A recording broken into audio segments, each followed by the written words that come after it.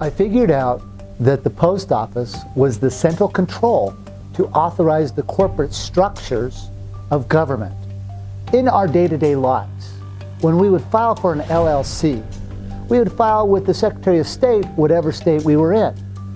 However, what the state was not telling you is that they were taking the fees that you paid them, and then they were paying a usury fee to the post office for that entity to exist.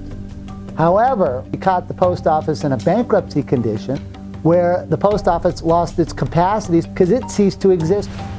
Those that are in bankruptcy do not have any contract rights.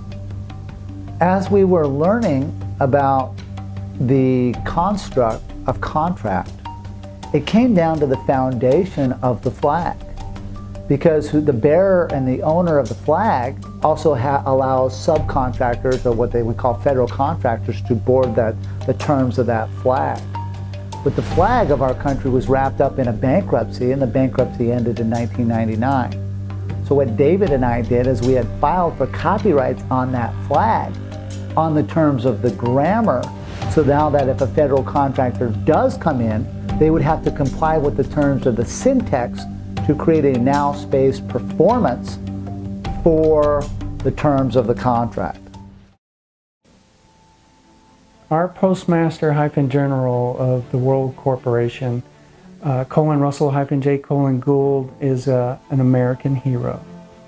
He is what I think should be the poster child for hero of the planet and what he's done. He's taken on this whole system and figured out how to hold them accountable and make them positively perform with the grammar.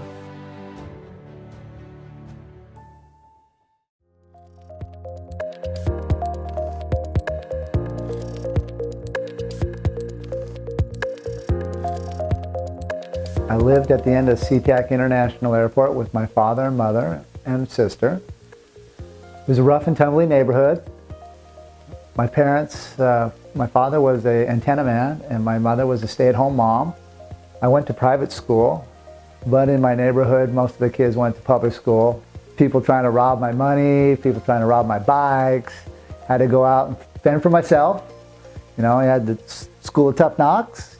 You had to take some bumps and bruises to get some bumps and bruises.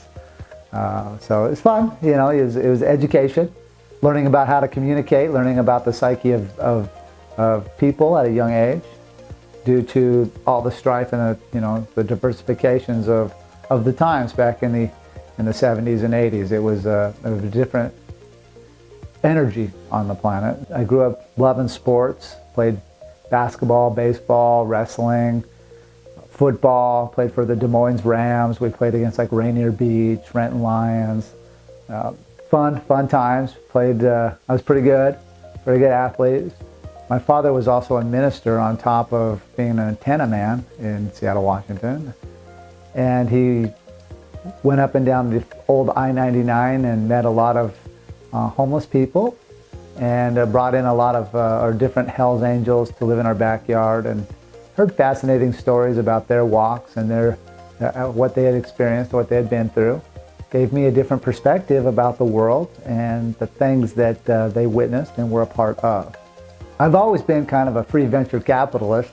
I started my first pie business when I was young, 4 to 5 years old. I had apple trees in the backyard, so it made sense to learn how to make apple pies with my mom, and we took them out front and had an apple pie stand and sold them, and made a little bit of money. When Mount St. Helens blew, we had a concept to go up to Mount St. Helens and gather the ash and put them in bottles. My grandmother was a science teacher for 5th and 6th grade who had a lot of connections into the school districts, and we were able to bottle the ash, put labels on them, and sell them from elementary school to elementary school all throughout Washington and all across the United States. From the benefits of that, I was able to buy tickets to the Seattle Mariners games, Seattle Supersonics games, Seattle Seahawks games. I was a Seahawk fan.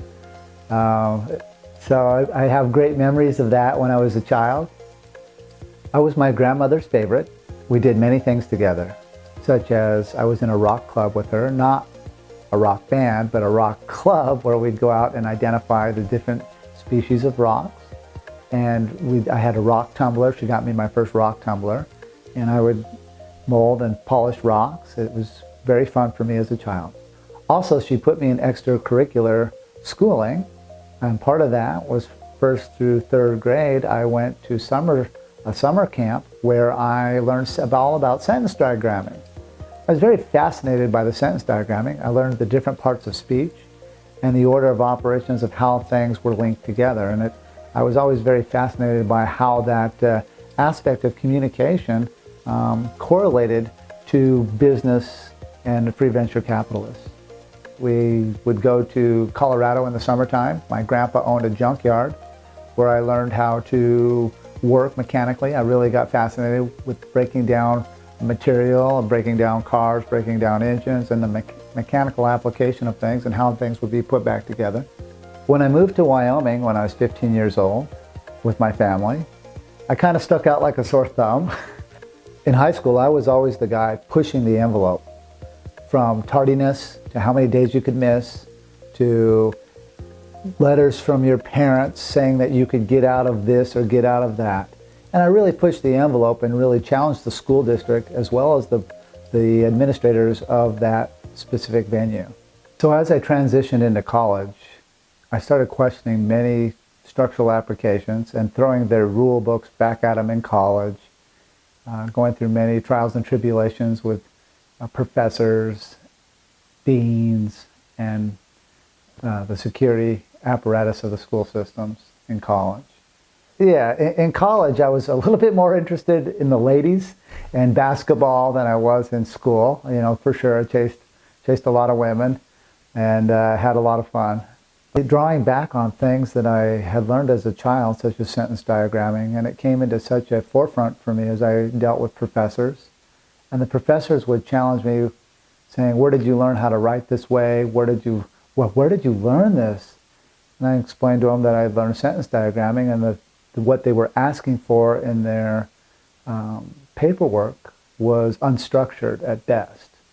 And it really conflicted within me, and I began to fall kind of asking questions of the professors, number one, that they couldn't answer, and it kind of disenfranchised me with the college apparatus.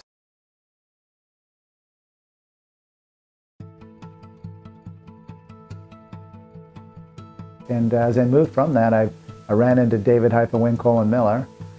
We met the day that changed my life, and it changed his life. As we sat down and had a wonderful conversation, I started tearing apart sentence structure for him, and he started showing me about prepositional phrases. We just became really good friends. And I lived with him, he lived with me, we'd go fishing, and I was very thankful to run into David. And we became, business partners. And we became really good friends, and it was a love-hate relationship in the end because of the choices that he made compared to the choices that I would have made. In 1988, April 6, 1988, I broke the mathematical interface on grammar. And I proved that all grammar, all languages, are a mathematical equation of algebra. And with that, I was able to rewrite the way grammar is used. So as David and I continued our studies, I was very thankful because he really expanded my mind. Because I had already learned so much about using the procedures from elementary school to high school to college and throwing the rules back at him. As David expanded my mind, I realized that it was the same mechanics that applied on a global level. And I got to continue forward on that. And David told me he did not have time to study that. He was only focused on the grammar. And so he said, "Russell," he said, "you need to be this person because I have no knowledge of this field." And I went in an in-depth study on the banking, the postal, and the military and court mechanics. And I applied them as I went into many courtroom battles for myself. The mechanics of why things work the way they work, the structures behind that, and how to build them back together in a way through the grammar that gave a fairness to the planet. As we were learning about the construct of contract It came down to the foundation of the flag, because the bearer and the owner of the flag also allows subcontractors, or what they would call federal contractors, to board the terms of that flag. But the flag of our country was wrapped up in a bankruptcy, and the bankruptcy ended in 1999. Benjamin Franklin was a French attorney working for the English crown as a secret agent to capture the United States of America. In 1789, the Constitution of the United States of America was drafted, which was a bankruptcy trust putting the United States of America into a 70-year international bankruptcy for $3 million. Now, the dollars were in the form of the Bank of England had picked up the note through the Rothschild family. So that then turned the United States into an international bankruptcy corporation. The Constitution of the United States of America was written in an adverb, verb, adverb, adjective, pronoun, adverb, verb, style of grammar. This is called parse. And the parse is what parts of words are, like the word international. IN means no, TER is terra, nation is people, AL is contract. So the English language made parse words, and then it, excuse the expression, bastardized them. The is an adverb, modifying declaration, DE is no, clair is speak, at is contract, ION is contract. Of is an adverb, now making independence. In is no, D is no, pen is right, ans is contract. So he said, you will not write contract and you will not read contract. And then he wrote, we the people. We was a pronoun. The is an adverb, making people a verb. So he went ahead and he made the people of America into fictions. You can either be a pronoun nothing, which is a dead entity called nom de guerre, or sudium, or you could be a verb, which was a condition of an illusion fiction. What David and I did is we had filed for copyrights on that flag on the terms of the grammar, so now that if a federal contractor does come in, they would have to comply with the terms of the syntax to create a now space performance for the terms of the contract. I got myself in position so when the bankruptcy ended, that I would be the man with the flag standing there with the postal construct in place as the treasurer, postmaster, bank banker. What this means is that those who choose to come in contract with the Title IV flag must come through the correct grammar of my construct. It must have my thumbprint and autograph on the contract to make it valid, so they could take the terms of their corporation and put it into free venture capitalist. We applied to the United Nations to be an independent country because the condition of quantum language in a world of 8 million fiction people's communication skills was so unique that the 200 members of the United Nations voted to have us have our own country. We had a bank charter, we had a constitution, all written in quantum language. We had a bank with Gould. We had all of our treaties in place with the United States of America, Department of Justice. We sued the United States for the flag of the United States under Title IV, Section 1, 2, and 3. Now, we did that on the 25th of July, 1999. And when we did that, we challenged the United States Congress, Senate, Legislature, and Supreme Court to bring forth their correct parse, syntax, grammar, sentence structure, copyrights of the flag of America. They couldn't do it. They couldn't even produce an oath of office that was written in the correct parse, syntax, grammar. And on the 12th of August, 1999, the United Nations voted that both Russell and I were independent, sovereign individuals with a flag. We've captured the flag with the correct parse, syntax, grammar. We had our own bank, we had our own constitution, we had our own trust, we had treaties with other countries. David and I rewrote that construct on August 12, 1999 at the United Nations. But when we had to wait till the United States came out of bankruptcy in 1999 to file it at the post office in Washington, D.C.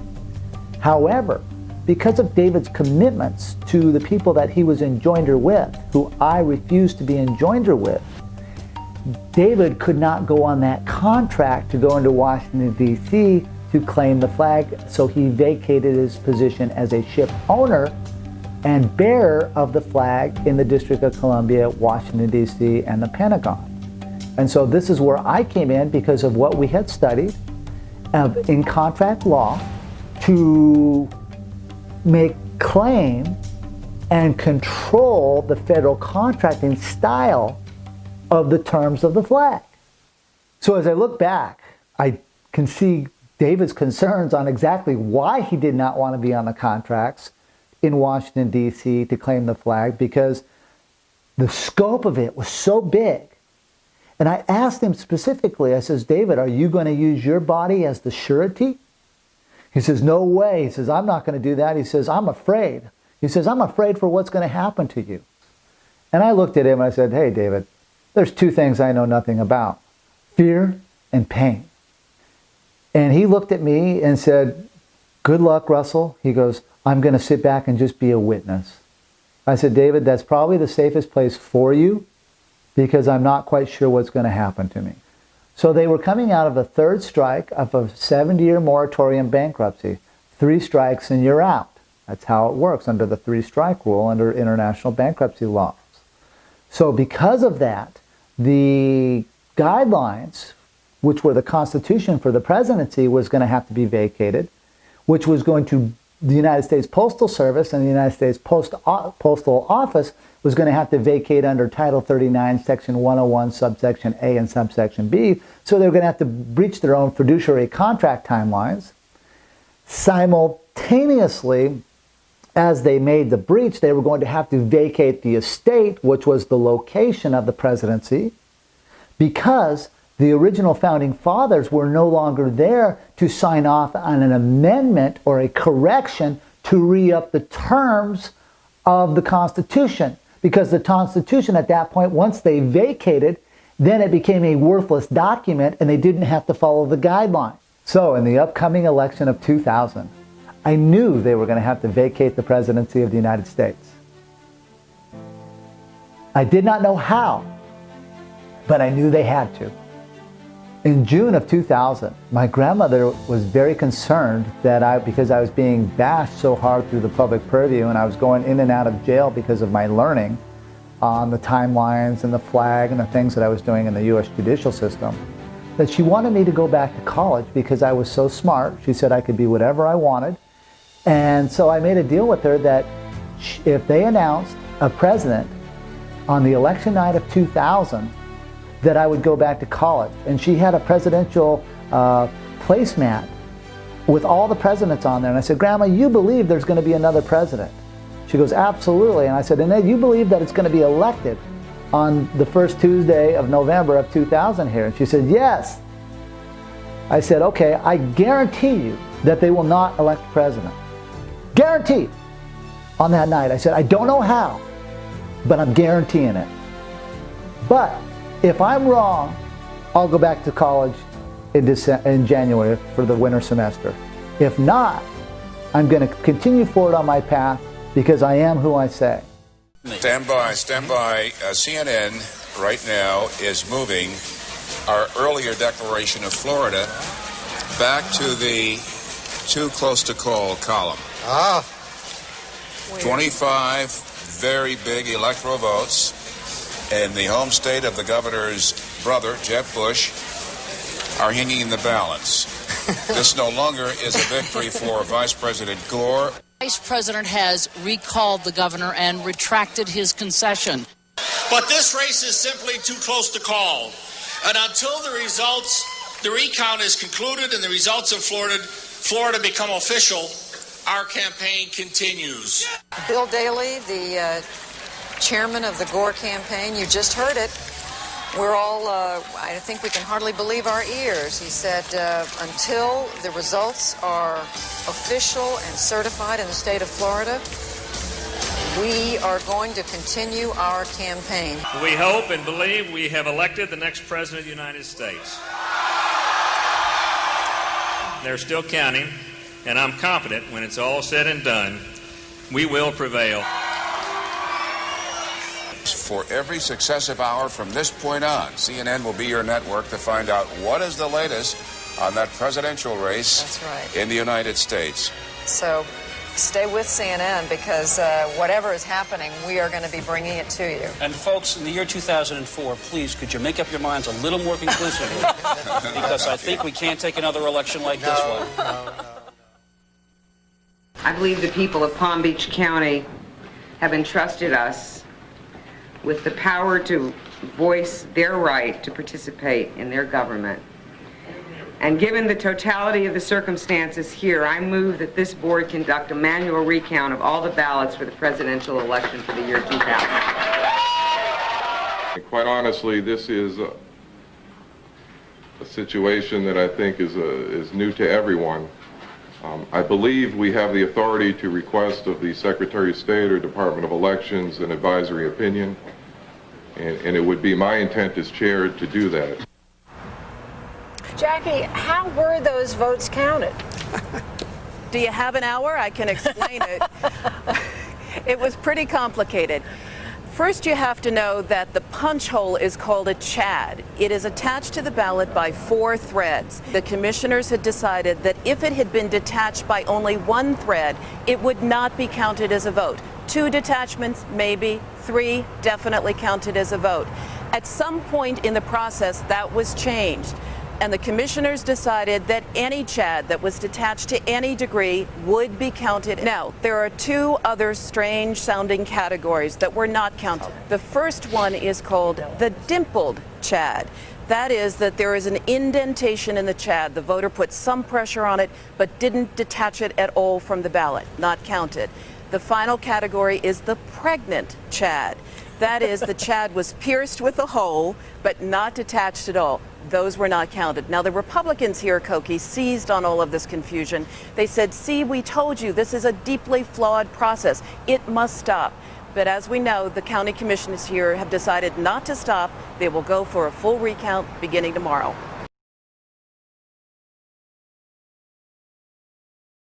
My grandmother and I were having dinner together, and we were watching the votes and the different states come into play and announce who their winners and losers were.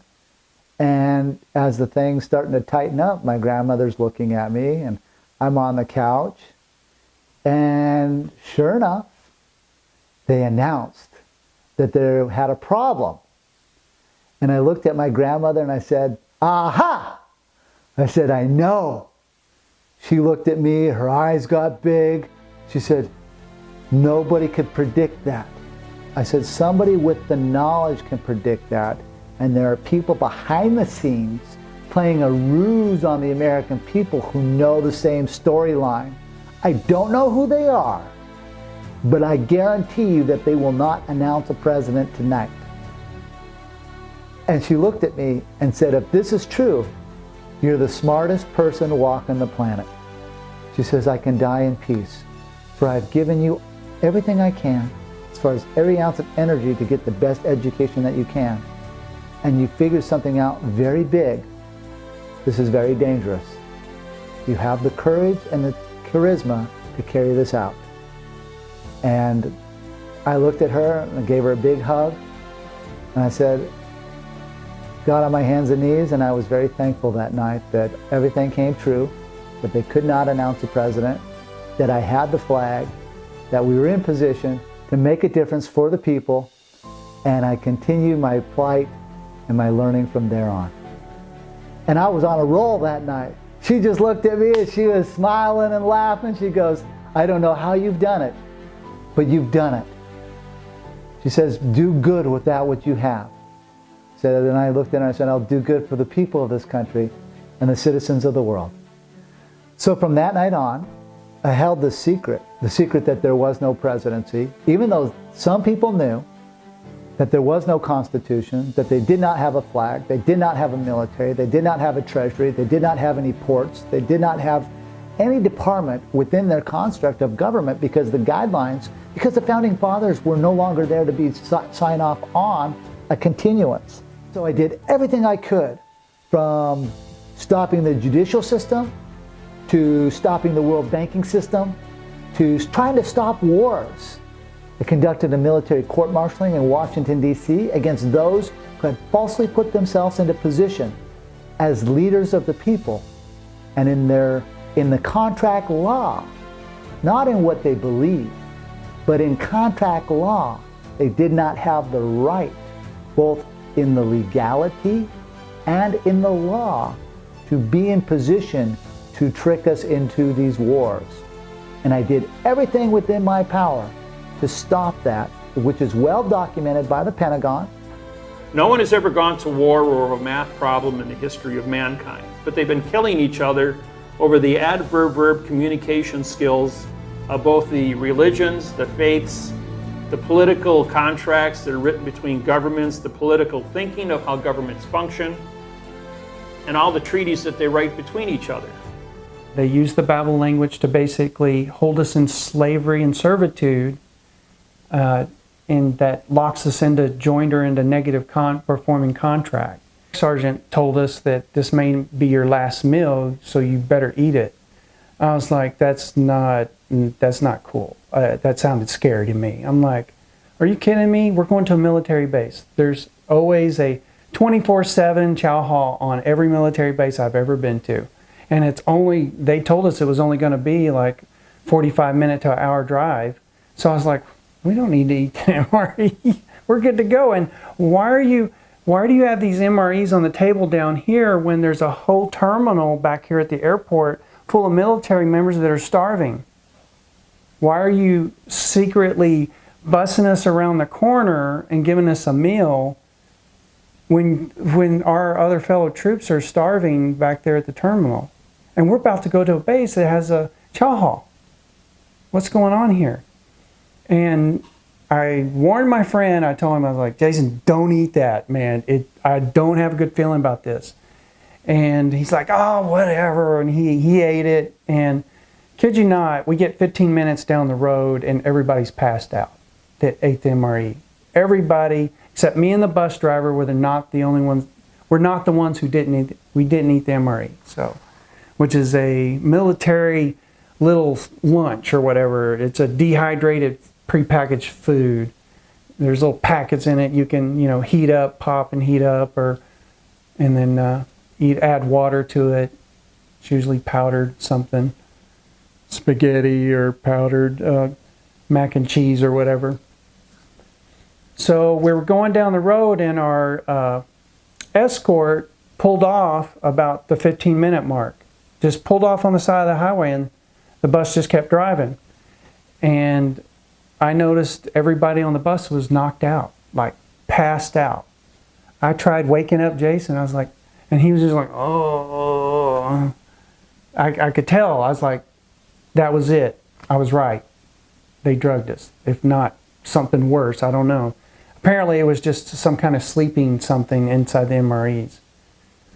And we kept driving. We drove out to the edge of town, and there was these high sand dunes, and there was like this little trailer on the right side, and the bus driver pulled over and parked it. And we're like out in the middle of the end of the desert, and there's no lights, nothing out there.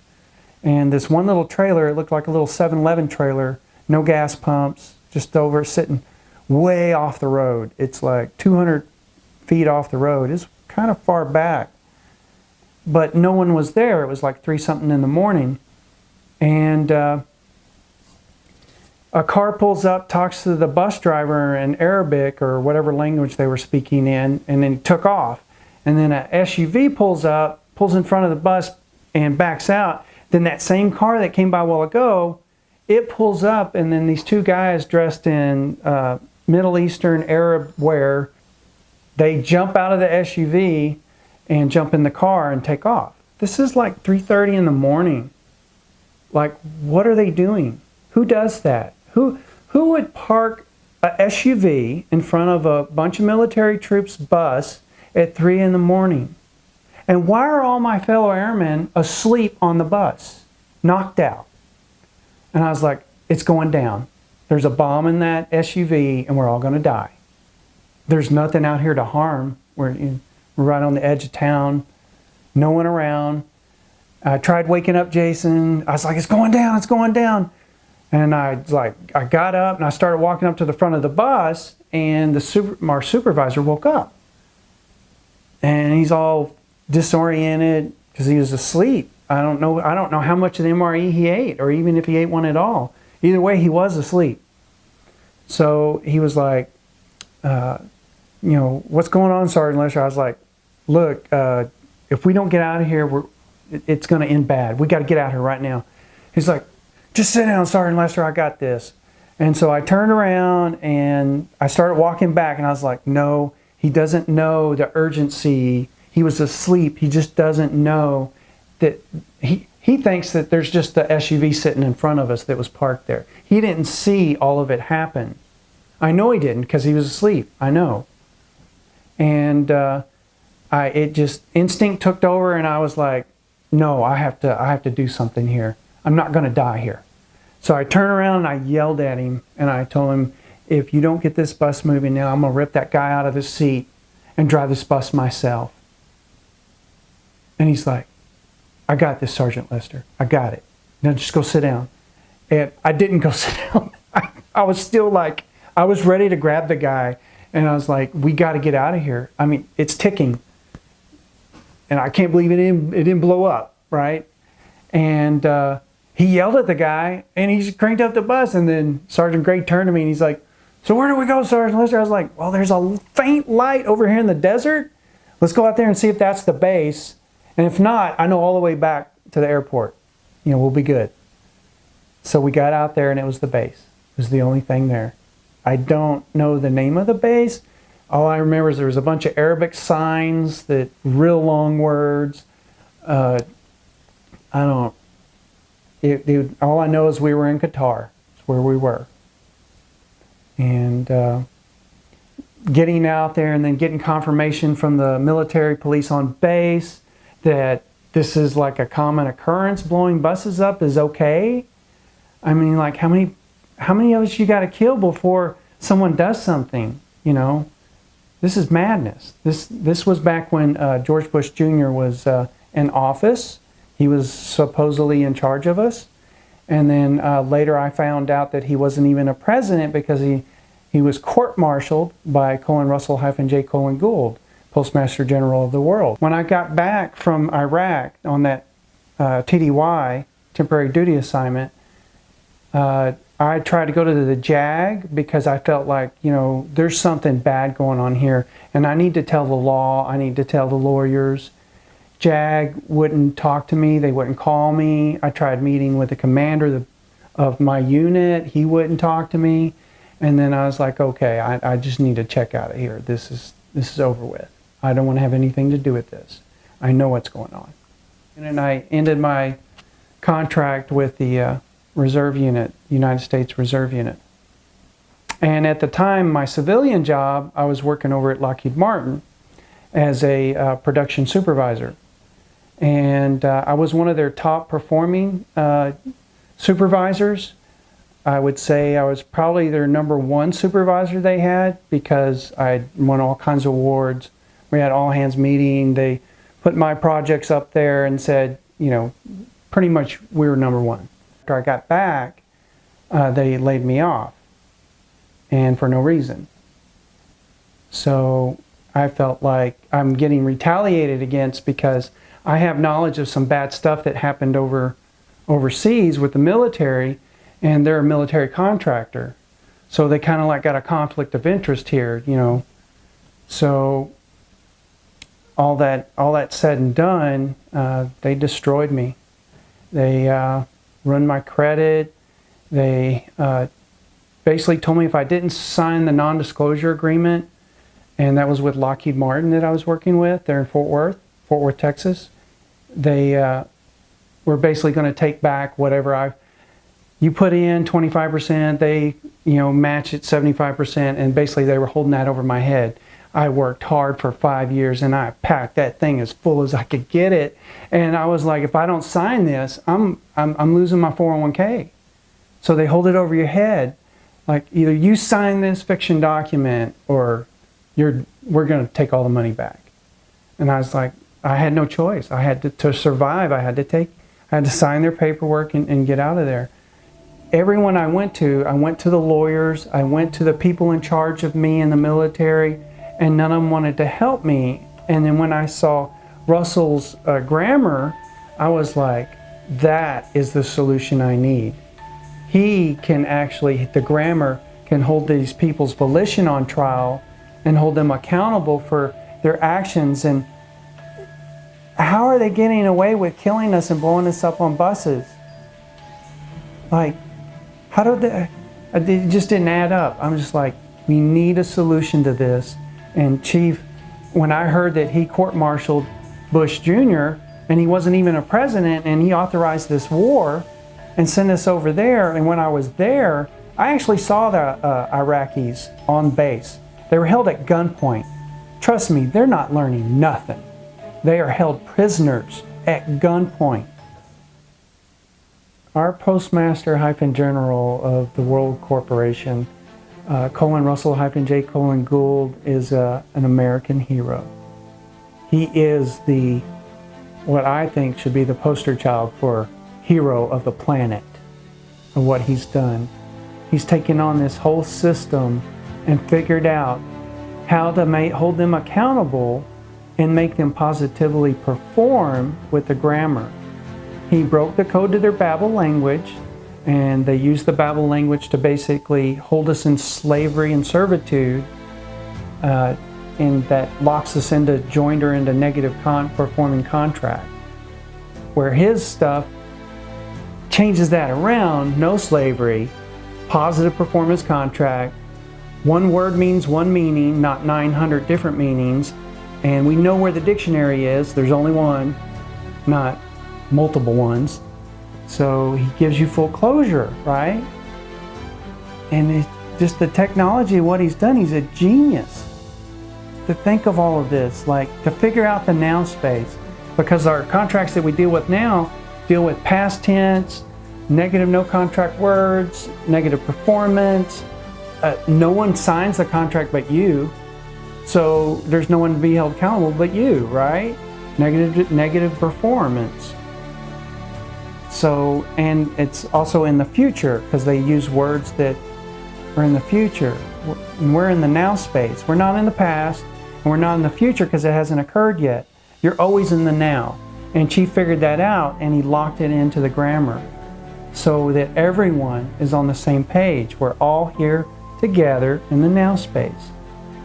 And we owe that man more than a medal. He's an amazing hero. I just can't, words can't even describe what he's done. It's like he beat him. He beat him in 1999. He captured the flag. He court-martialed all of them. He held court-martials after 1999. He kept going down to, he went to D.C., down by the obelisk. There's a mall down there that he would go to and hold court. And he would court-martial everyone who wouldn't stop and correct. There's a title, a government title, Title 42, 1986, and it basically says, if you don't stop and correct, then you're part of the problem. So you're going to be held accountable. Like, if you tell someone, hey, you're a cop, and this guy's robbing a bank, and you don't go do something about it, then of course you're going to get fired or be held accountable as part of the bank robbery because you didn't do your job as a police officer. You didn't go over there and stop the bank robbery, right? So the Title 42, 1986, Chief was the only one who stopped and corrected. When he brought the language forward and shared it with them legally through the mail, served them, ran timelines on them, they didn't stop and correct. So now we've got to hold them accountable. And I've ran into all kinds of problems doing that because I've used Chief's paperwork where we served a base and they play games with you. You go to the front gate and they're like, oh, there's no one here. Or go to the website. You go to the website, no, the public affairs number is hidden. Or if you do call it, it hangs up on you. Or if you do get to a voicemail, no one ever calls you back. So you can never get a hold of anybody on your military base. because we're needing to contact the military base because Chief mailed all the bases. He did 10,000 mailings to all the bases in America. He served them legally and ran timelines on them, and he served them what's called a war-powers-rights contract. And it for us citizens out here, it's mainly for the claim of life citizens, but it also has the rights of the people who violate our rights. He has that all built in there. It's over 9,000 things that we need in order to operate during this martial law theater right now that we're in. And it's real easy if you want to check to see if we are in martial law. Just go to any local court or state governor's office, and there's going to be a spire on top of the flag. The spire means we're at war. They are at war with the people, basically, and that all contract is suspended. So if all contracts suspended, we're in martial law. And that's what they're hiding from the people.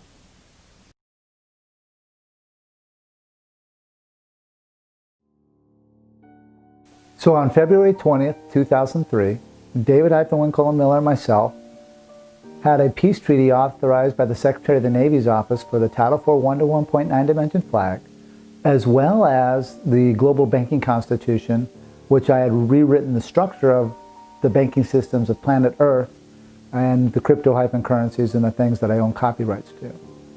And the Secretary of the Navy's office autographed the contracts, endorsed them, and I went back to the Pentagon on December 12th, 2004, with my peace treaty and the terms of the peace treaty, that there were no presidents, there was no presidential election, and there were a lot of other terms, and they breached the peace of the contract. They put me on the phone with the commanders and the people that I had been speaking with since 1996 at the Pentagon, and they said, Russell-J. Gould, what happens when peace gets breached? I was like, heck no. That means I got to go to war. They're like, yes, you do. You'll be back. And so they caused me to move into a conditioned state of the martial law because they broke the peace, which were the terms of the contract.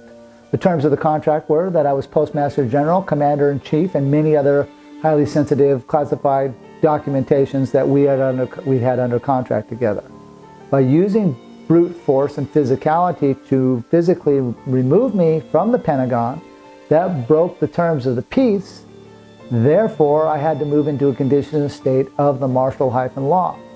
So on December 12th, 2004, at the Pentagon, I came under contract as Commander-in-Chief conducting martial law.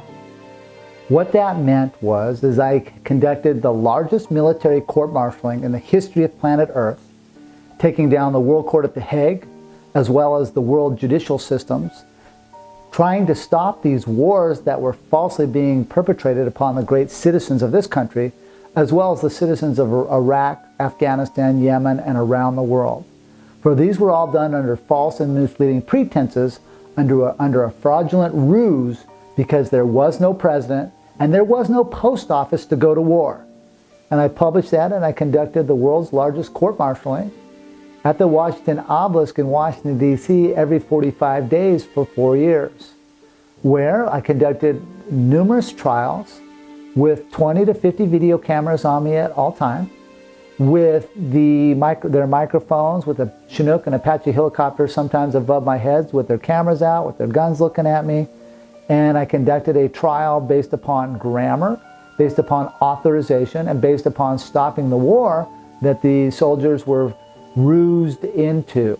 The court-martialing was against George-Walker Bush, Richard-Bruce Cheney, Donald Rumsfeld, and so many others. There were literally hundreds, if not thousands of persons that were court-martialed within the construct. I alerted all military bases, U.S. military bases on the planet, where I received documentation back from the military bases as the Commander-in-Chief. I also held duty posts where the U.S. Marine Corps showed up in uniform to talk to me as the Commander-in-Chief. I met with many Navy SEALs. It was just a copious amount of work. There was over 10,000 mailings that went out in the trial itself. In the trial itself, I tried to stop the vaccines against the soldiers, as well as rewrote the construct for all the Veterans Affairs. So I wrote the administrative mechanics for the U.S. Veterans Affairs for wounded warriors and people that needed help through the Veterans Affairs. So it was a very tedious task. That task alone took me 3 years to rewrite the whole constructs for the Veterans Affairs, using more natural pathways to help heal the post-traumatic stress syndromes and the trauma that was being inflicted upon the soldiers, as well as I wrote constructs as well to help the land that was being damaged on the other end and the people on the other end in such like Iraq and Afghanistan. So I wrote banking constructs and foreign currency platforms in place to aid the situations where this fraudulent ruse put on by George-Walker Bush and his minions, who know who I am, and they know very perfectly well what I did. But I was told specifically by Donald Davis, a U.S. prosecutor, the reason why the federal judicial system was beating me up and kicking my ass is because George Bush told them to do it. So someday, George-Walker Bush, you and I are going to get in the same room, and we're going to have that talk that you need so very well. Without punctuation, they become adjective pronouns. In the court-martialing itself, I place their vessel as capital names. So when I say George-Walker Bush, I have it all in capital letters to identify it as a vessel. The vessel then in the court-martialing was attached with pictures. So the picture correlates the residual imagery of that vessel. That vessel, because it does not have the capacity to think, because the birth certificate system is gone. It ended in 1999, so then the vessel does not control or have the capacity to create thought. Thus, I identified the vessel to capture that vessel and bring it to my location. The militaries of the world, because in order to go into the military branch, you first must go get your log registration at the post office first. But the United States Postal Service lost its authorization because it lost its flag and it breached its own constructs in violation of the Title 39, Section 101, subsection A and subsection B. Therefore, the U.S. Post Office did not have the authorization to register anyone to join the military. This is also fraud put on by the United States Postal Service against these people of this country, and more of a ruse, hiding correctness, hiding me, degrading me, belittling me, engaged in mockingbird, and trying to literally beat me up at every turn and destroy every aspect of my life. Because of that, I have stayed very calm, stayed very neutral, stayed very peaceful in this trying times. But because the condition of state of the world right now, it is my duty to come forward to safeguard not only the finances for the people of the world, the finances of the foreign banking systems of the world, but put a system in place that brings accountability, fairness for all, so that the geniuses of the world can board my platforms, bring their concepts in quantum grammar, either through one banking construct or another, depending on the needs of that corporation or that person coming forward. And at that point, then I can delegate them into the right platform so that they can bring their concept forward for the people to use without all the red tape. Since December 12, 2004, we have been with the martial law. During the times of martial law, there are no civil authorities, which means states, police departments, judicial systems are all closed. The guidelines for that are filed under the War Powers claims at U.S. SOCOM at MacDill Air Force Base, which I filed in 2007. So there's 1,000 pages there on the guidelines for those who want to do the due diligence and the search on that. Also simultaneously in the martial law, all laws, all Senate, and all representation is also closed, which means they cannot pass laws against us anymore, against the people, and the laws and the rules and regulations of the laws are in the palm of the hand of the Commander-in-Chief, and that's me. I'm also Chief Judge simultaneously because the Commander-in-Chief of the martial law also maintains the position as Chief Judge, which goes hand in hand with my takedown of the U.S. Supreme Court on October 1st of 2004 when I became Chief Judge of the federal judicial system, as well as Chief Judge of the U.S. Supreme Court. Because the U.S. judicial system, both state and federal, county and city, are all flying yellow fringe flags in their courtroom, those flags are not registered anywhere on the planet and in violation of Title 36, Section 176, subsection G, which means they're adding things to the flag, which now creates a foreign fiction, creating all judges worldwide into a fiction scenario where the courts are simply actors. They're not legal courts. There is no solution. There is no fee for freight. There is nothing going on in the courtroom except harvesting the people of the world. Became knowledgeable and got my first judgeship in April of 2001 as a federal judge out of Casper, Wyoming. I became Chief Judge of the U.S. Supreme Court on October 1st, 2004, where the U.S. Supreme Court police joined with my contract. We got it logged in at the clerk's office, and I became Chief Judge of the United States. The importance of relevance of this is, at a later date that year, I ended up conducting a court-martialing, and because I was Chief Judge, I could move into a position as Commander-in-Chief for the martial law because I already had my credentialing, not only as Postmaster General with my filing in 1999, but my filing in 2000 with the Post Office, but also my filing with the U.S. Supreme Court as Chief Judge. This gave me the credentials, and this is why they had to allow the court-martial to happen, and it happened every 45 days in Washington, D.C. at the mall. The value of the flag, the Title IV flag, is if you comprehend and study the law of the flag. Those who know this, I am the bearer and ship owner of that flag. So the federal contractors have to come through me in order to move their cargo or their concepts from country to country, port to port, and there are specific terms built within the quantum banking system that put in the tariffs and the policies and the taxation for fee for freight for the federal contractors to join that flag. As the Postmaster General, I tied in through the law of the flag the capacity to allow tariffs, fees, and freights for cargoes to be used for federal contractors. Simultaneously, I also blocked former contractors of the flag's capacity to negotiate contract from one country or one person or one entity to another. So what this meant is that the collecting taxes by the federal contractors and the federal post office, they were trespassing and stealing my rights and my jurisdiction to trick the businessmen of the world, to trick the business corporations of the world to think that they had a position to create customs policies and tariffs to move cargo from point A to point B, as well as negotiate treaty from one country to another.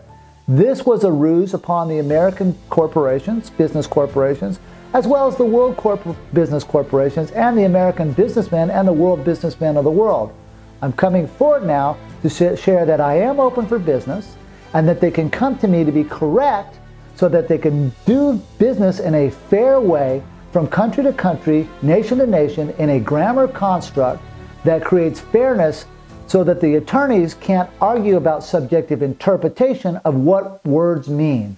Words will mean what they say and say what they mean in a now-space condition to create performance forever.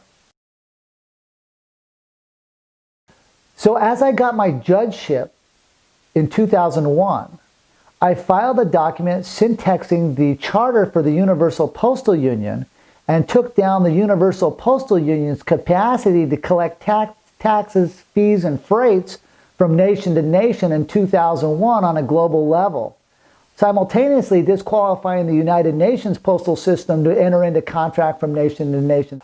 As I set up the new structure in place for the global postal system, I also set up sea lanes for a galactic postal system simultaneously so that cargo can move from point A to point B through the sea of space from point A to point B to point C to point D. However, The systems that are in place fraudulently hid me from the public and downgraded the value of what I've put to the table. The value that I put to the table not only is tangible value in monetary, but it's tangible value for communication to allow the people of the world to benefit from the system that is in place. So as I built the quantum banking system, which had the Global Monetary Fund, the World Central Bank, and the global stock markets in place, it ties into the global postal union and the construct to allow nation to nation to join that construct in a mannerism that's fair for those nations, fair for those people, where we can translate from language to language and lose no deviation in our sentence structure. This ties into the global and galactic postal system, which ties into the quantum banking system that I built to encompass all.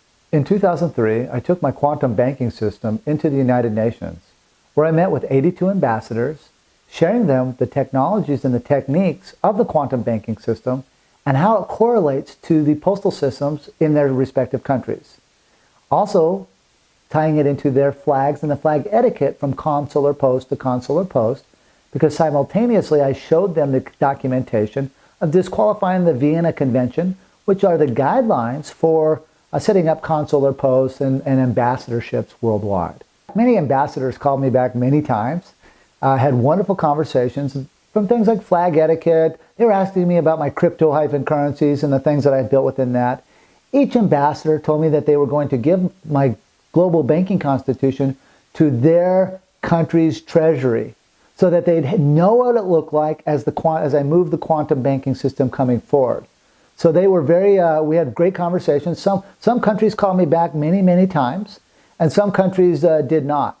I remember with every ambassador, I had a conversation on why they were flying a 3x5 boat flag with the ball on top outside their recruiting station. And as I walked into their embassies, they had spears on top of their flag standards, placing their country in a condition of state of martial law, suspending the terms of contract for their countries. Their ambassadors would just smile and they're like, well, we're at war with the people, but the people don't know. I said, that is correct. And so the countries and the ambassadors know of the martial law because it is the symbolism behind that which they have, and that's what they show. So the planet's in martial law. There are no guidelines, there are no rules. It's simply the commander-in-chief's will that moves the martial law. Thus, I'm coming forward right now with my will, giving the soldiers and giving the militaries of the world closure that there's a new system in place to help the citizens both move their equity that is there and create new copious amounts of wealth that is in place for them. As I brought my quantum banking system forward to the world, I disqualified every banking theater on the planet, from the International Court of Arbitration to the International Bank of Settlements, the World Bank, the International Monetary Fund, and I reconstructed their charters in a mannerism that's fair from country to country and posted it with 82 nations simultaneously.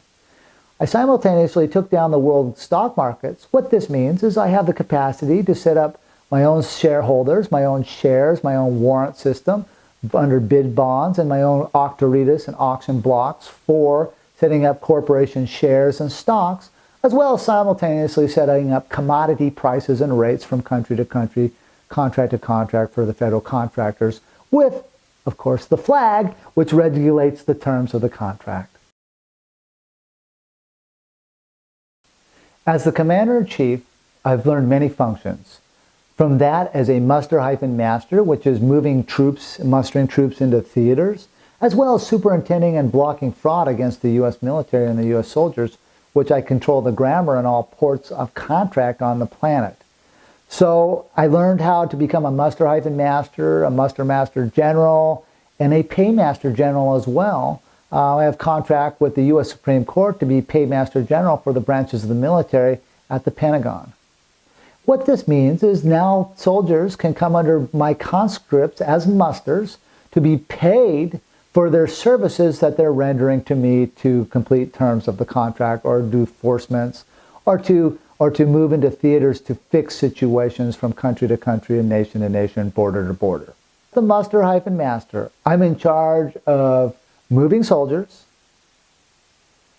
superintending to stop fraud against the soldiers, as well as having muster rolls for calling, which is a summons, to draw warrants or commission tools such as warships, airplanes, satellite systems for tactical command control of symmetrical warfare theaters.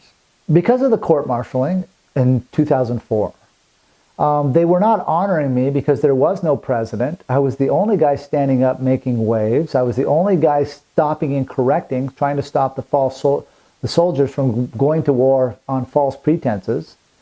And they were not honoring the terms of the contract, even though they were sending me documentation as the commander-in-chief from the different branches and the different bases around the world. Over the next few years, I backed off the court-martialing and moved more into helping the world monetary system as I found and searched different methods of taking precious metals and placing them on platforms within my banking system. So one of the main functions why our banking system is not working is, number one, they don't have a flag. Number two, the credentialing for the guidelines are no longer there for the countries to join with the country's banking system, both on import and export, as well as the macroeconomics of pricing for commodity or goods or services. So what the quantum banking system did is it reevaluated the set functions of setting costs, price, and rates for services, goods tendered, both warehousing and both leverage positions. How the quantum banking system helps the people is the people will look at grammar and the way they move their finances in a much more finite way. The quantum banking system was set up in a user-friendly way for the people of the world. Number one, it would eliminate the taxes that are being perpetrated upon them, such as IRS taxes or Tax Canada revenue taxes. It would set up a function that would allow a consumption tax so that people could actually build their equity up, and the consumption tax was based off of 10%, which is also downplay because it would do away with the need for a taxation department because it would be an automatic tax. It also allows and blocks third parties to come into people's bank accounts because the banks now would have to be accountable for the deposit that's in position in their banks. And now the people would be able to build equity in a position that would maintain larger growth for their families, as well as a non-death tax that is also built into the quantum banking system so that they can do the fiefment or the passing of their goods from their life to wherever they choose to pass their goods on to, the equity that they've built. Simultaneously, it builds a stock market where we are going to know the prices of our value of our goods, as well as move into a digital era that creates fairness for the people, not based on a crypto, based on something that is more of a derivative style. So our crypto has value to it, gold, platinum, what we call plat card seigniorage, and the things that were built behind that. There are terms to use the quantum banking system, of course. The terms are people are now accountable for their actions. They don't go out and hurt people. They're allowed their liberties. They're allowed their guns, their munitions, their spiritual convictions. The quantum banking system also does not work on debit. It is not a debt-based system. It is a value-based system based upon equity for equity, so that the paperwork never over jumps or never depreciates more than the actual tangible value there. This will keep it fair for the entrepreneur as well as the client within the banking construct. The militaries of the world have been controlled through the Vatican for many various styles of war, either through arguments of faith or capture, boot, and looting of certain people's commodities around the world. And I went to the Vatican on June 16, 2003. And one of the things that just really put things into perspective for me about how deep this grammar style of adjective modification into pronouns and adverb verb condition went was when I came out of the post office at the Vatican, I met with a nun right outside the post office at the Vatican. And she had told me and David that she had been studying grammar and the correct grammar for over 5 years. Well, as you could think of, I was like, what? You've been studying grammar for 5 years? She goes, yeah. She goes, you know, the grammar, the manipulation of the syntax in the styles of Bibles to control religion was one of the biggest things that they had going. They were very cognizant of how grammar was in control of the concept of what was in the Bible. However, they made this choice not to be correct. They said it was very easy to influence people's thinking if they could control, or they could use adjectives, they could use adverbs and verbs, which I felt was very unfair for the people of the world, because the people want correctness, they want fairness, they want facts. By the Vatican's openness to not use facts as they communicate from faith to faith, it was really a real eye-opener for me, and it was real hardening and sadness in my heart to be like, wait a minute, here they know, and yet they've made a choice to make God in their Bibles a verb, or an adjective, or a pronoun. Very unfair for the people of the world, and my heart goes out for the people of the world to learn correct grammar so that they can syntax and find the fairness and correctness in their study of their faiths. When it was all said and done at the Vatican, I was key master, key holder through corporal postal constructs that were put in place. But the whole volition here was to stop the continued war against the people through the use of religions, through the use of ley lines and militaries on the planet. And now, through my efforts and through the things that I've done, and it's going to take some time, these wars against the people and this religion and faith war will come to an end.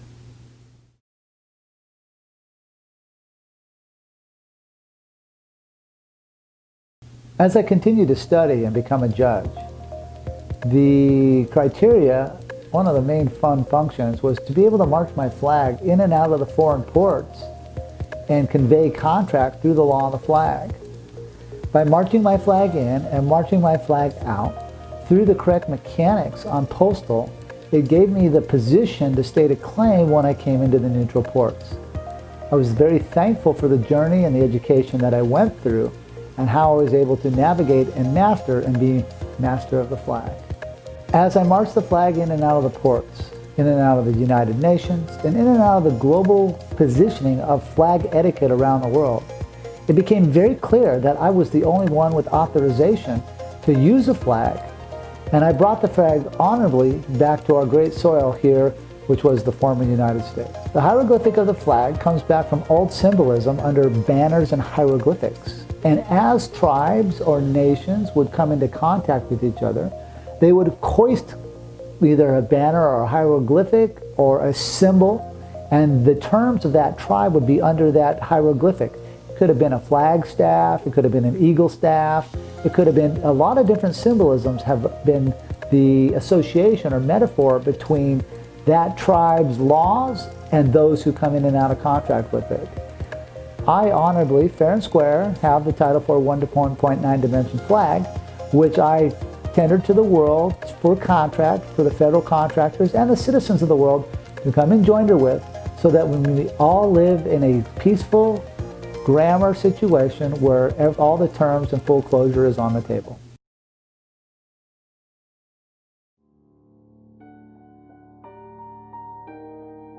I was hauled into Wisconsin, and I was hazed up pretty good, beat down, starved down, and I would not surrender the flag. I went from 186 pounds to 102 pounds. Why? Because they were using food as a weapon. What that means, if I would have touched the food, and when I tried to touch the food, they would haul me down to booking and try to get my fingerprints, which is my personal private property. They would also then try to check me into their system. But if I did not touch their food, then they would never haul me down into booking and I could live in my peaceful way. So because I was a master of the timelines, I knew exactly when to predict when they would have to join with me, and I got a state district court judge to come off the bench, take off his robe, and sit across the table from me and move me into a location to where I could get nourishment into my body. In that humbling journey, I took many beatdowns. It was cold, I was without clothes, I was all by myself, and I went without food for 70 days. In that mechanic, it was a humbling thing to be without food. I knew full well the whole time, the complete time, what I was doing, why I was doing it, because I was not about to surrender my flag. As things went on, I ended up through the federal judicial system in that case, and ended up at the U.S. Supreme Court, where I became Chief Judge of the U.S. Supreme Court on October 1st, 2004. Then I had moved into the Pentagon, where I kicked off a military court-martialing when my peace treaty was breached, which I went over previously. However, the federal judicial system was not done with me. They were very upset with me because of the court-martialing and the exposure that it had done against the bad guys, George Walker Bush and his minions. They tried to serve me some paperwork, but they didn't serve me. They put it on a piece of the method server for that paperwork, put it on a table 5 feet away from me and told me I was served. I said, no, I'm not served, that table's served. He says, well, you got a smart mouth. He goes, you're gonna look awfully funny when we're kicking your butt. I said, well, I don't know, I'm pretty tough, you know, that's gonna be an interesting thing for me to see. So, because I never read the paperwork, because I was never served, next thing you know, I'm being hauled up to Michigan under fraudulent pretenses because I did not know the charges, because I was never served any documentation. When I got to Michigan, and I got beat up many times to get to Michigan, it was pretty humbling beatdowns. I was hit with batons. I was knocked out by the U.S. Marshal Service several times in Casper, Wyoming. I was beat down and really beat up in San Bernardino, California. And then I got beat down again a little bit when I got to Michigan. Not a lot, but a little bit. The criteria that they were bringing me there is because the federal prosecutor told me that he uses adverbs, adjectives, pronouns, and verbs. And he knew that I used prepositional phrases to certify my facts. But they were going to try to hold me in jail for 25 years if I didn't use their grammar.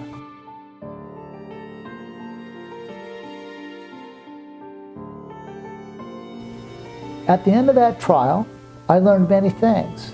Number one, they brought David Wynn Miller, my partner in at the time, my business partner, and he surrendered his flag by taking the fiction oath in Grand Rapids, Michigan in federal court in 2006.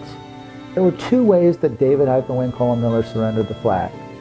The first way is that he showed up to court on their summons with their fiction name, a fiction name on a contract, which means on his summons paper they identified him as David Wynn Miller without punctuation.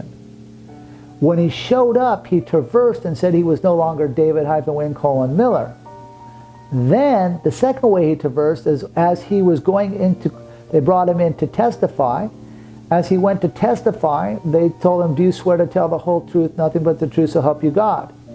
He said, for David Wynn Miller, of the knowledge is with the claim of the correctness, with the duty as the postmaster, David Wynn Miller. The judge yelled at him, no! He yelled at the clerk, give him the oath again. The clerk administered the oath to him again. Again. Strike two. David tried it again to give his quantum oath. He had his paperwork in hand. He tried to give the oath, and the judge said, no!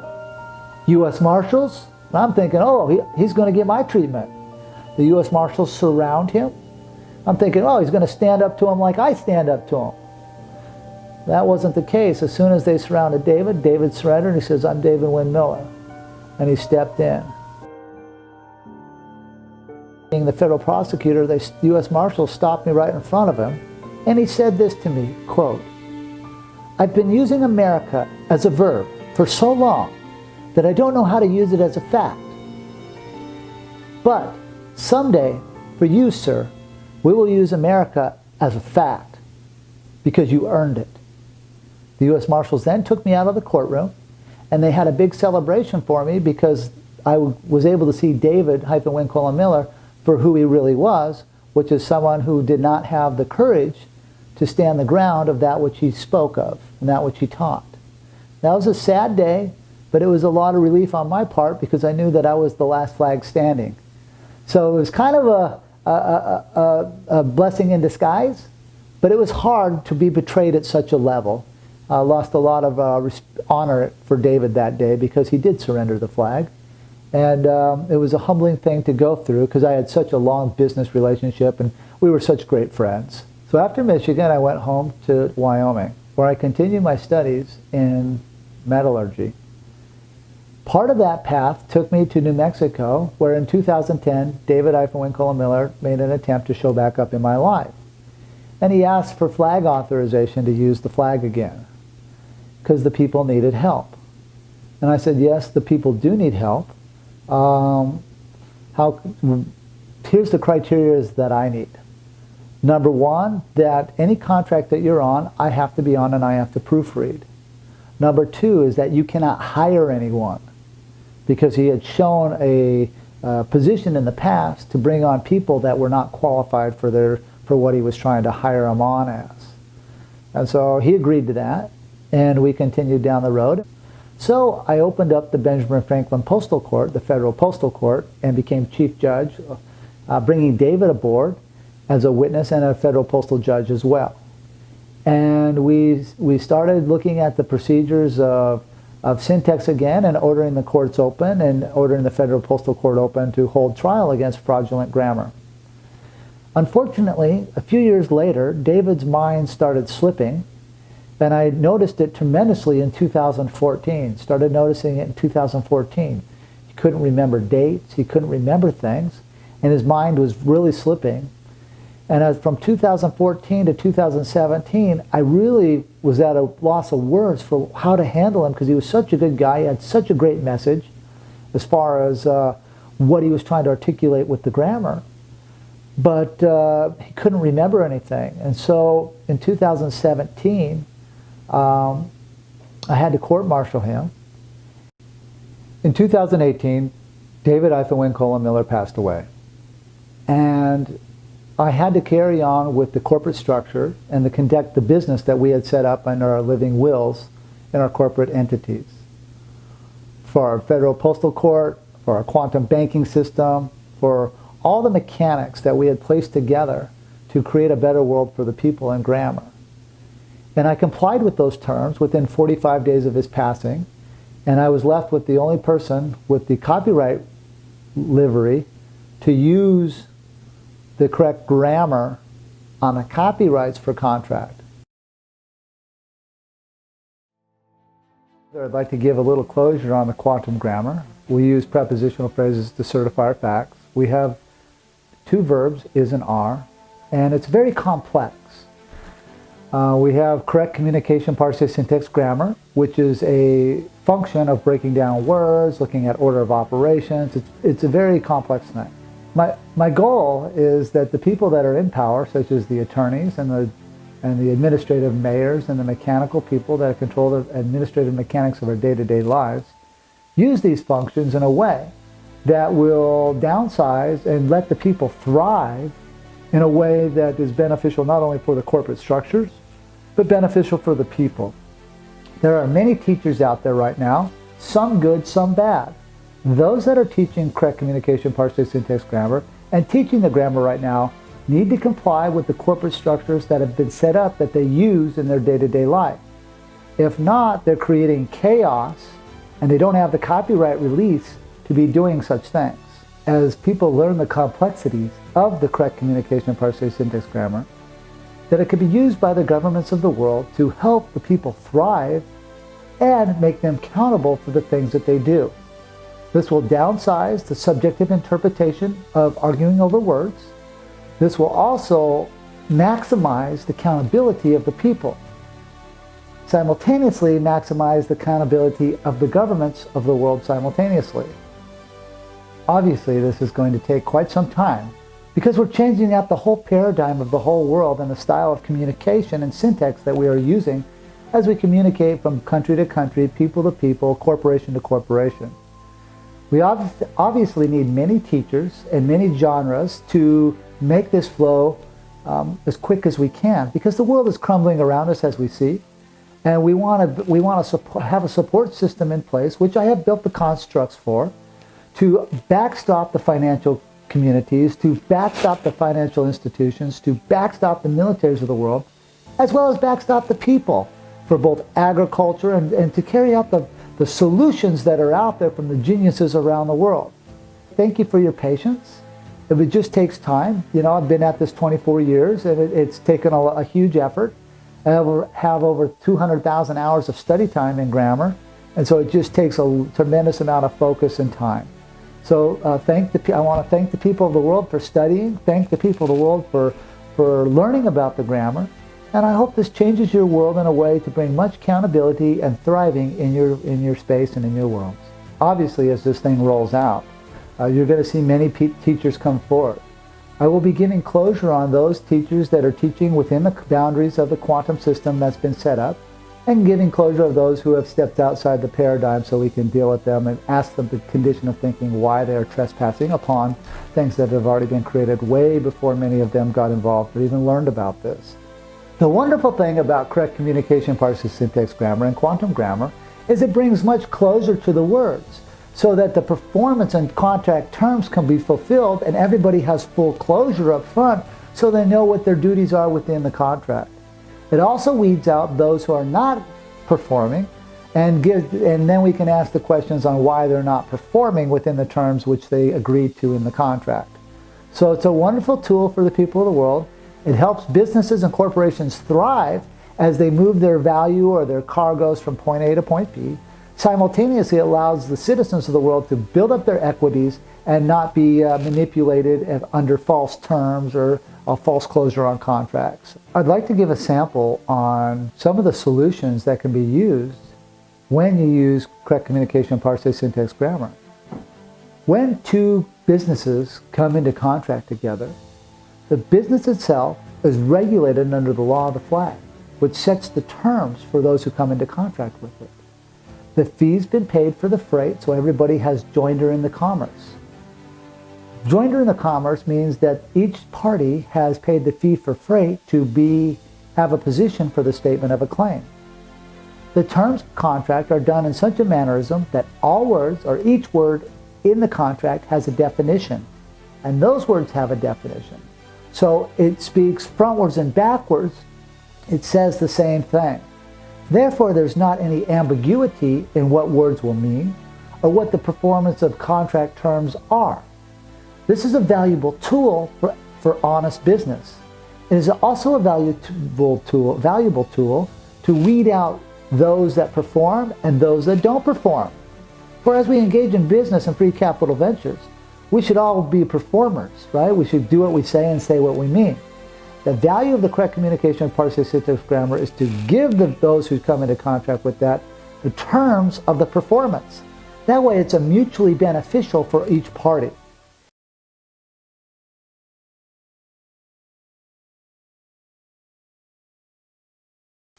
So as we move into the quantum banking system, it weeds out a lot of things that we've seen in the past.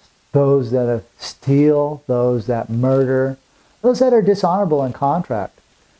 The quantum banking system pre-position sets the accountability so that we don't have to put up with this anymore. The world doesn't need more theft. It doesn't need more strife. It doesn't need more conflict. What we need is solutions. The valuable thing about the grammar is it presets the facts so we can put the solutions on the table so everybody can enjoy it. Everybody can have it.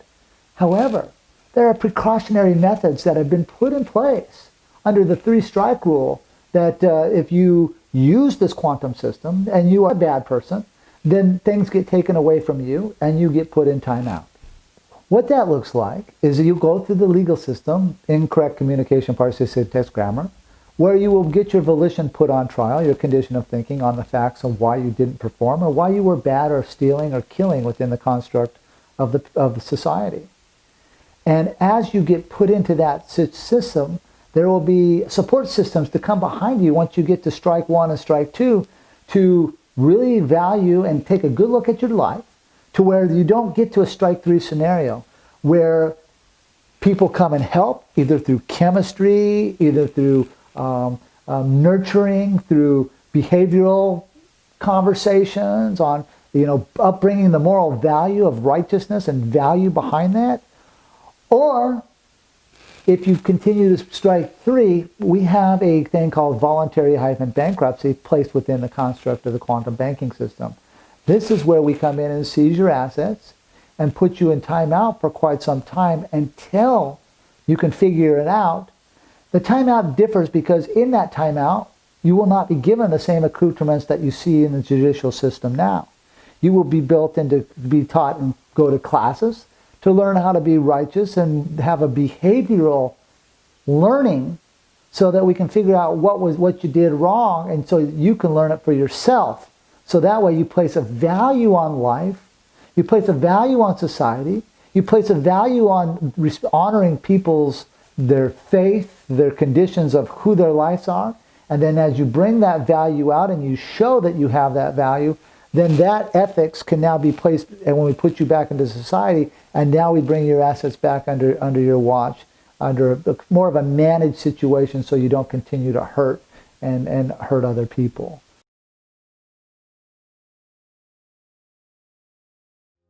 Following the disqualification of the World Health Organization was the disqualification of the Central Disease and Control. Therefore, their capacity to force masks upon people is false and misleading, and the pantomime that's going on through this virus to scare the people into a condition, a state of fear, to say that we can and to psychologically profile the people that they are no longer to help their fellow mankind, but they're to be distant from their fellow mankind. This violates the natural laws of love, caring, joy, and happiness.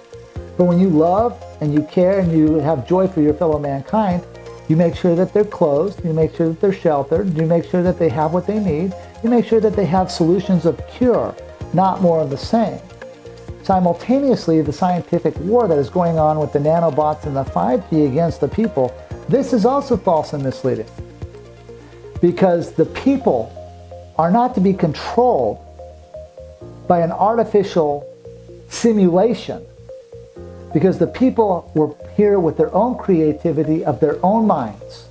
It is up to the people to create that sovereign energy for themselves, not to be controlled by a scientific wavelength to manipulate their mind or to cause them into a condition, a state of fear or hatred or the condition of thinking that has been perpetrated through these scientific war machines that are perpetrated our lives.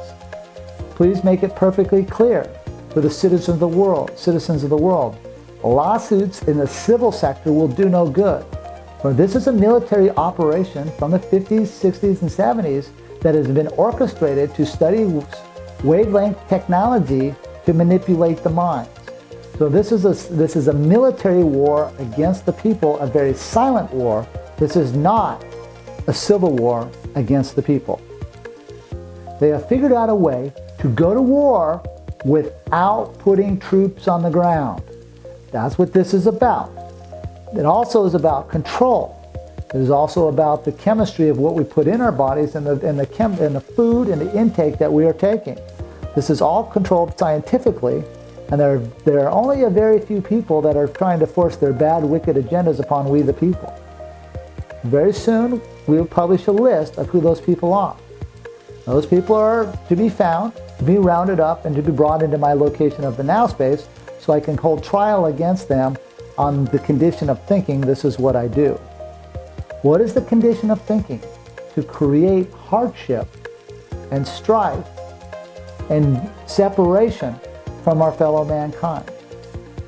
This is false and misleading, and some of these questions need to be seriously answered, and tough love probably needs to be doled out.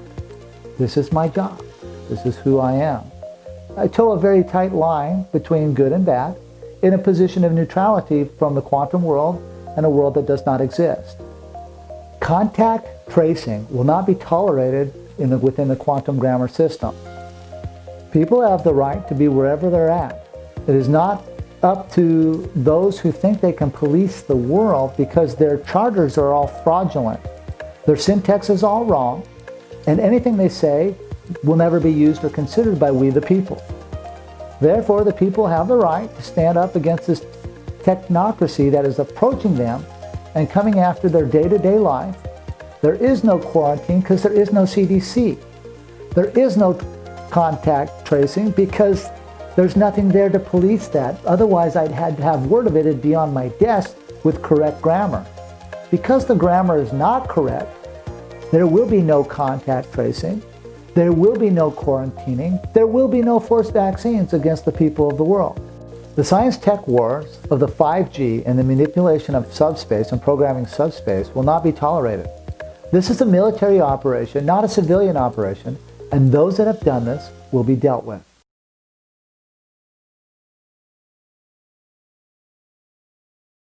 The main contract that has kept us in slavery through many centuries has been called the birth certificate. The birth certificate happens when you come out of the water, coming out of your mother's womb, through the water and being docked on this planet they call Earth. As you were docked here, the corporate world took control of you by giving you a birth certificate where your handprints, your thumbprints, your feet prints hit their contracts first before you hit the land. And the system then used that document throughout your whole life to get into schools, to get vaccines, to drive, to get a Social Security card, to get a passport. That contract was used from point A to point B throughout your whole life. However, since the system ended in 1999, the good news is we have what's called a claim of the life contract. A claim of the life contract gives you sovereignty over yourself, where you have establishment portfolio of when you were docked and the claims of who your parents are, as well as a fee for freight for the bills of the ladings, which is the postage stamps that are on the contracts themselves. And this contract gives you a function for the statement of a claim, which is better than anyone with a birth certificate, because someone with a birth certificate, of course, can't state a claim anywhere because that system ended in 1999.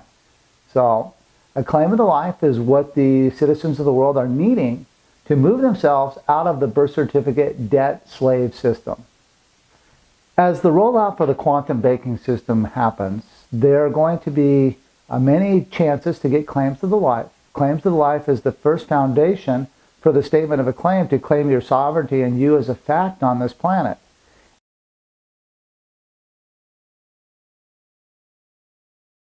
Thank you for your patience as this transition of the quantum banking system rolls out and the citizens of the world start using it. It does take time, so I'm busy putting systems together so that it becomes user-friendly for the people. As I create automation, this will aid the citizens of the world. As many of you know, there has been many sacrifices made by me and others in the quantum system that have been there as a foundation. The goal here is that most of you and many of you will not have to go through the same hardships as I did, because the system itself will be in place so that the people don't have to suffer, that the transition into the quantum system is smooth, where we safeguard your assets and you safeguard your things. Please keep in mind, this is not a get out of jail free card.